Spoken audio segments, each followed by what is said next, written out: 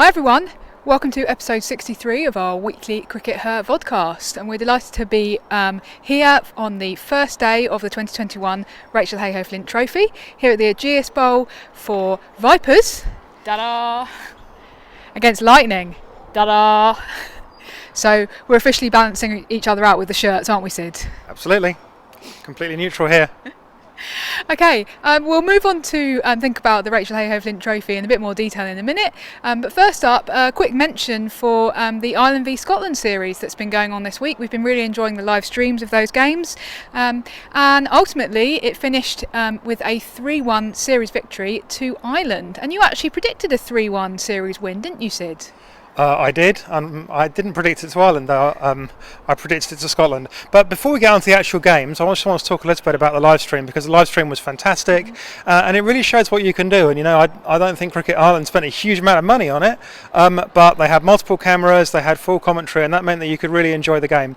And we've seen that some of the RHF games are being live streamed, of course, and some of them are with comms, which enhances them, but still with static cameras generally. And you know, those things are great for us fans and for people that enjoy the game and already know the game. But if you're going to bring in new fans, which is what we want to be doing with things like the RHF, then ideally you really need those multiple cameras and things in order to be able to catch all of the action. So you know, that was great, and thanks to Ireland for doing that. Yeah, really enjoyed the commentary, and they had some really exciting guests, didn't they? So that was really nice. Yeah, including Mary Peters, a famous Northern Ireland Olympic hero from yesteryear. Yeah, so it was great. Now on to the cricket, of course, and I predicted going into this that Scotland would do well. I predicted a 3-1 series win for Scotland, but it just didn't come together for them. And you know, we've heard that the Scotland players themselves are actually very disappointed with the way that they performed. They really thought that they had a chance to make it much more competitive, but really, apart from the first game where Ireland kind of fell to pieces a bit, Ireland just smashed them out of the park. Where Scotland really, the difference you could really see was in the way that they responded to the power play. So Scotland just wasted an awful lot of dot balls in the power play when they were batting, and you just can't afford to do that in modern cricket.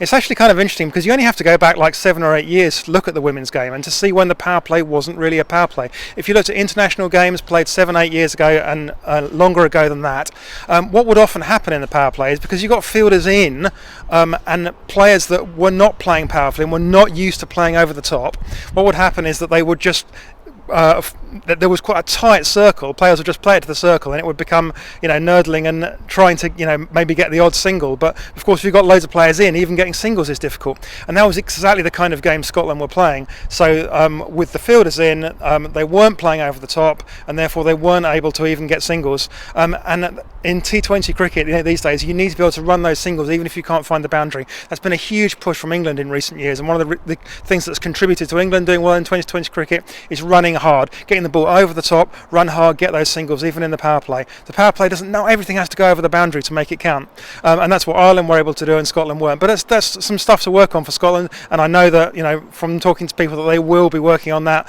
you know, in the lead up to the World Cup qualifiers later in the summer, which is what they're really targeting this summer. That's what really matters to them. Fantastic.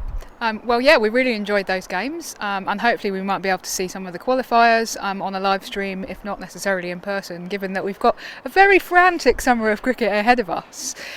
Now, there was a little bit of a nice segue there into obviously the start of the Rachael Heyhoe Flint today, and that is the start of the season for the 8 regions. Really exciting season. Now, Sid, I remember you wrote a piece for CRICKETher last year at the end of the season, reflecting on the inaugural Rachael Heyhoe Flint Trophy, and you made a few points about what you wanted to see going into the 2021 competition. So you talked about you really wanted the ECB to keep the name of the competition. Now obviously that's what's happened, and I think that we both said at the time that would be a really nice nod to the history of the game, and so that's what we've got, so we're a big fan of that.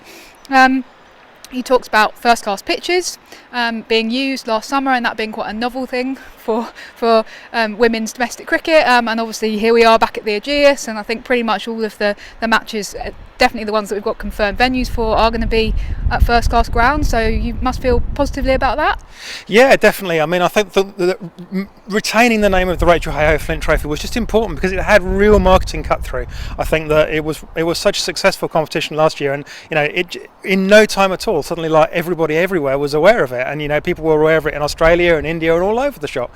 So I think that the ECB had almost accidentally hit on something. Let's keep that marketing push, and that's what they've obviously chosen to do.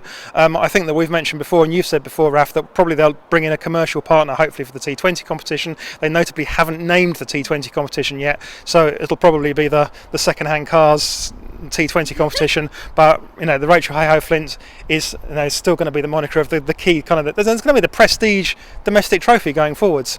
Absolutely, and the other thing that you talked about in your piece was about the England players. And I think that you'd reflected that last year we had the England players available for the first 2 rounds only, and that you thought that was good. What's it going to look like this year, and do you kind of approve of the way it's fallen? Yeah, obviously we've got England players available right now. They're going to be available for at least the first 3 matches, we think, and then probably not after that, because they're going to be going into a bubble in preparation for the series against India, and then we probably won't see too much of them in domestic cricket for the rest of the season, apart from, of course, the 100 where they'll be playing. So we've got England players playing today, but for the majority of the competition, bearing in mind there's 14 matches for each team in the group stages, the England players won't be participating, so that gives lots of opportunities for breakout players, growth players, young players, older players that are making a comeback, all that kind of thing. So it's really exciting stuff.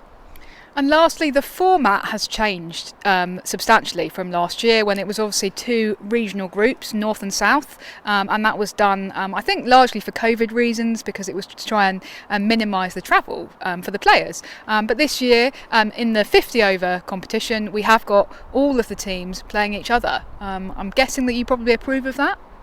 Yeah, I mean, I kind of liked the regional groups thing in that, it gave kind of a focus, which meant that lots of teams had qualification open for a bit longer. What we're probably going to see this year with all 8 teams in competition for ultimately 3 spots for an eliminator and a final, that some teams are going to fall off quite quickly, and we'll be out of contention quite quickly. We'll of course be running our piece of software to keep an eye on exactly when people do find themselves out of contention. But I think that the biggest positive here, really, I mean, in terms of like what we saw last year, of course, was that the Western Storm didn't qualify for the final when really they probably did deserve to. Western Storm were probably the second best team last year, and obviously because only one team from the South could qualify, that was the Vipers. So that will be going forwards, and we'll see. We'll see who does qualify. Of course, who are you tipping to win the competition, Raf? Well, despite my shirt, which is, I have to say, is not going down terribly well with the locals at the Aegeus Bowl. Got a bit of a ribbing from the Hampshire Massive, Raf. Just a little bit, but that's okay, that's fine. I'm glad people feel passionately about the regional competition.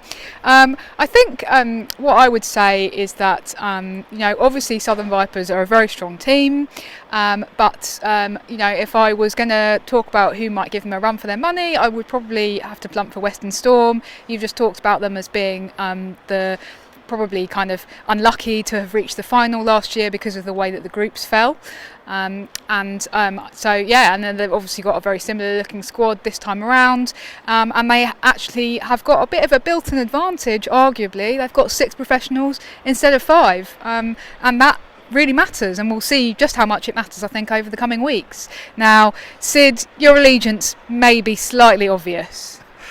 Yeah, but no, seriously, I mean, I'm a fan, but I think that the Vipers are going to be the side to beat again. But we've just seen Lightning post over 200 here against them. Let's see. I mean, I think that if you're a Vipers fan, you're probably looking at this game going, this is one we should be winning. Let's see. By the time you guys watch this, you'll know the answer. Okay, and then thinking kind of slightly more sort of philosophically and more broadly about the role of regional cricket and about the role of the new regions in the overall structure of English women's cricket.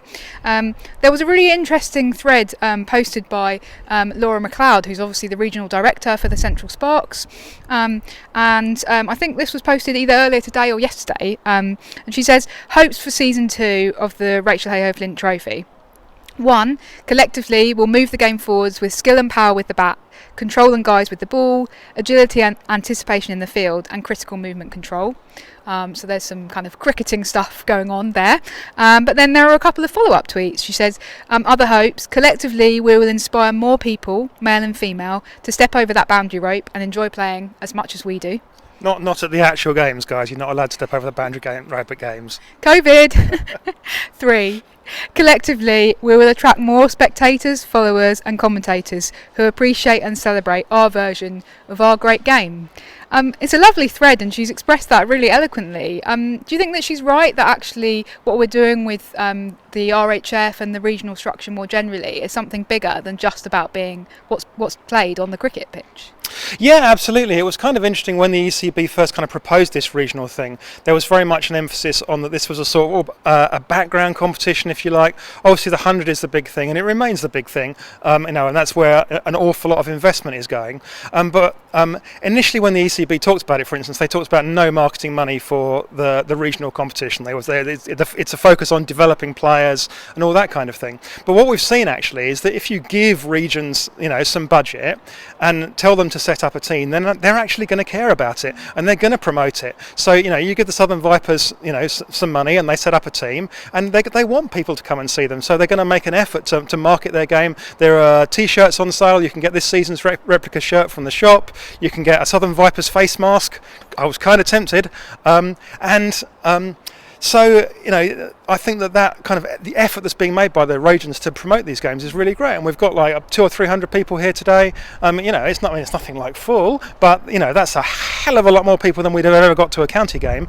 So I think that going forwards we can make this competition a success for the players, and certainly the stuff that Laura talked about the skills of the players that are constantly improving. We have seen big improvements over the winter, I think, and we'll continue to do so over the next 2 or 3 years as we kind of push up a level.